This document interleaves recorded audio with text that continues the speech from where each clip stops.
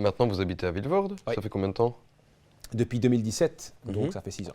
Et pourquoi donc en fait, vous avez fait Boitsfort, Molenbeek, Vilvoorde, c'est un peu ça? Oui, et entre Boitsfort et Molenbeek, il y a encore eu plusieurs autres stations bruxelloises. Donc j'habite à Etterbeek aussi, à Schaerbeek, à Ixelles. Donc j'ai fait plusieurs communes bruxelloises. Et après, j'habitais à Bruxelles. Je commençais à faire mes premiers pas en politique. Et tu arrives devant la réalité que quand tu es néerlandophone à Bruxelles, mais tu tapes à la porte de personnes quand tu essayes de discuter ou quand tu fais une campagne politique et que la personne devant toi, elle te dit CDN quoi? CDNV? C'est quoi ça? Et quoi je dis, c'est un parti politique comme NVA, OpenVLD, SP quoi?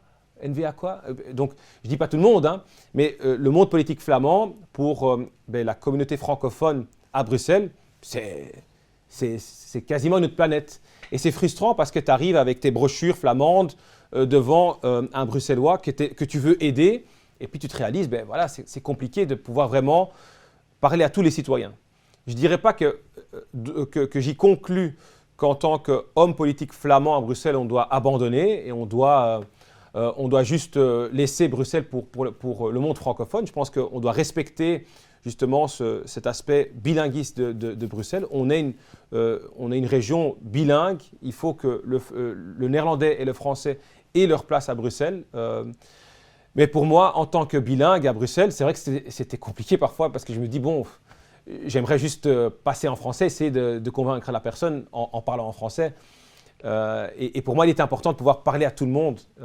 Et quand j'ai l'opportunité de déménager à Vilvoorde, pouvoir faire ma politique au Brabant flamand pour toute une région et essayer d'avoir un message qui est partagé par plus de personnes, c'était un moyen de pouvoir faire passer un message chez plus de personnes et essayer de faire la différence encore plus qu'auparavant.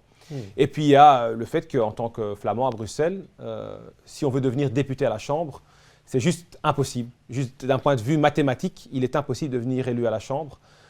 Et pour moi, à nouveau, le fait de pouvoir représenter tout son pays au Parlement fédéral, c'est un honneur. C'était mon ambition quand je devenais président des jeunes. Je voulais vraiment être à la Chambre et avoir cet honneur-là. Et je me suis dit, pour ça, il faut que je puisse représenter un groupe assez important. Et voilà le choix de Vilvoorde.